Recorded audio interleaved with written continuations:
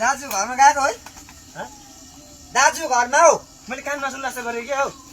कहाँ सुन्छ त अन्त के ल्याउने माथि गएर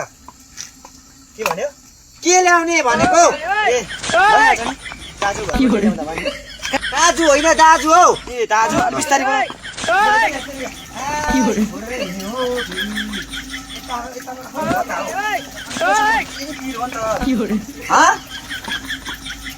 के भन्छौ जोडले भन्नुपर्छ हौ कहाँ गयो फेरि मान्छे अनि कहाँ छोडेर हिँडेको हामी आइपुग्यो दाजु मर्छ दुईजना उस्तो उस्तो पो आइपुगेछ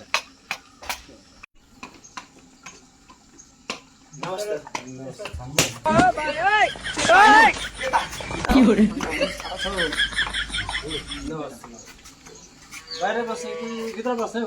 होइन गरम पनि बाहिर बस्छ ल बस्यो ल हुन्छ यतै बस्नु यता अलिक शीतल छ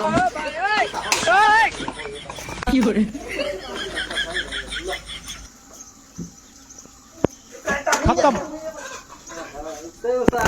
bye bye tata goodbye गया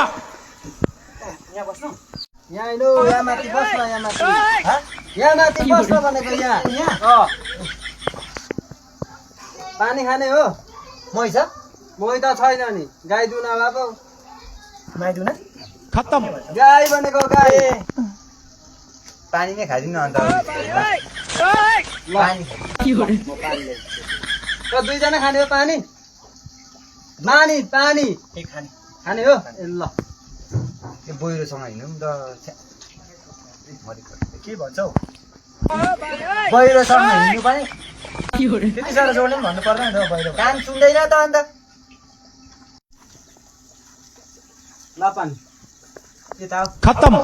कस्तो खालके रहेछ आँखा नदेख्नु पनि साह्रै छौ सबैले हेप्छौ छ्या अब चिया पकाएर त दियो भने छैन गाई दुना के गर्नु गाई गाई दुना छैन भनेको ए अनि के कति कामले आएको त सो बजारबाट सब्जी खोज्दै आएको सब्जी खोज्दै आएको सब्जी खोज्नु जाउँ भने दाजुले अन्त म हिँडेको सब्जी खोज्नु पाउँछ हो त होइन अब बस्तीमा यसो तपाईँहरूको मान्छे आएको नि अब केही छ कि किनेर लैजाउँ भनेर सस्तीमा बस्तीमा हौ ए बुझ्दैन हौ यो सब्जी चाहिँ अब लानुपर्छ भनेर नि सब्जी लागि आएको मेरोमा सब्जी केही त खत्म अब त्यही त बस्तीमा सब्जी छैन भनेको बाँदरले सबै खाइहाल्छ सब्जी सब्जी कस्तो गहिरो रहेछ हौ बिस्तारै भन्नु न दाजु उसले सुन्दैन अझै उसले बिस्तारै भन्नु भन्छ त्यत्रो भन्दैछु सब्जी भन्दैछु अब के गर्ने त हौ सबै अब के गर्ने त भनेको के गर्ने लानुपर्छ दाजुकोमा त सब्जी बारी पुरा छ सब्जी छैन भन्छ त के भन्छ यो कुनै फेरि होइन कि यत्रो बारी छ सब्जी केही छैन भनेर भन्छ त सब्जी छैन नि बाँदरले खाइहाल्छ बजारको जस्तो हुने होइन गाईले खान्छ बाँदरले भनेको कस्तो कान नसुन्ने मान्छे लिएर आएको फेरि एउटा त्यस्तै छ के भन्छ पुरै बुझ्दैन बाँदर राख्छ अरे हौ बारीमा पुरा अनि बिस्तारै भन्नु अब के गर्नु दाजु होइन अब तपाईँकोमा पनि कर गर्नु अन्त र पनि अब हामी तल बसेको बेलामा चाहिँ अब छुट्टीको बेला दाजु लिएर के लिएर जाउँ भनेर सोचेर आएको अन्त नि दाजु बस्तीको अर्ग्यानिक लिन आएको हजुर बात त सही है मैले खाने एउटा सानो सानो लौका टिपेर ल्याएको छु त्यही भएर नि दिन्छु नि त म तिमीहरूलाई होइन यो दाजु र अन्त के ल अनि म बुझाउँछु त तल गएर पुरै बुझ्दैन हौ यसले लौका ल्याइछु भने हो लौका तलाई लामो लौका लौका लौका ल्याइछु म ल त्यो लामो ल भइहाल्छ कि होइन कुरा बुझ्दैनस् औ दाजु हो दाजु पहिला त हाम्रो पनि बस्तीमा उयो थियो अरे त हौ जग्गा त्यहाँनिर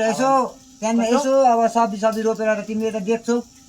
गरेको भए हुन्थ्यो नि त मान्छे राखेको भए पनि हुन्थ्यो कि छैन छैन त्यो जग्गा छैन बेचेर खाएँ क्या पहिल्यै मैले नदेख्थेँ पुर्खौलीले खायो अँ अब यही एउटा भएको पनि यसलाई दिएर पठाइदिनु पर्यो ल उका अब झोला छैन होला झोला छैन ल म झोला लिएर आउँछु ल हेर्नु न त्यही त हो अब यस्तो दामी रहेछ हो अब हाम्रो पनि त यस्तै बस्तीमा भएको भए त्यसरी उयो गरेर खानुहुन्थ्यो नि त है अनि अन्त ठिकै जस्तो गरेर मान्छे हाम्रो राम्रो दामी छ छ त दामी छ त ल म बोक्छु बोकिराख्नु नि तल राख्नुपर्छ नि ल झोला यसमा हाल ए हुन्छ के गर्नु त अब अरू सब्जी दिउँ भने त छैन सब्जी अझ थपिदिउँ भनेको छैन सब्जी दादाले खाएर हुँदैन यहाँ केही पनि हजुर त्यो पनि बल्ल बल्ल बचाएको ए बल्ल बल्ल बचाएको भनेको ए हौ दाजु हो कति बज्यो जु होइन कति बज्यो अँ खै कति बज्यो जु हो अब जाउँ बिदा माग्नु नि जाउँ हुन्छ दाजु जानु पर्यो ल बिस्तारै जानु यसलाई बिस्तारै लानु सुति आउनु बिस्तारै जानु भनेको ए बिस्तारै जानु कान सुन्दैन ढुङ्गाले लाग्ला ढुङ्गा झरेर यसले आँखा देख्दैन बिस्तारै लानु म लान्छु नि ल ल यता हो यता यता यता यता अझ्या राउन्ड आउँछ साह्रो घुम्नु छ लाँदा राख्ने बारीमा यस्तै भए पनि आउँछ दाजु सम्झेर मर्जियाहरू अब सब्जी पाएँ होइन छिटो आउला कहाँको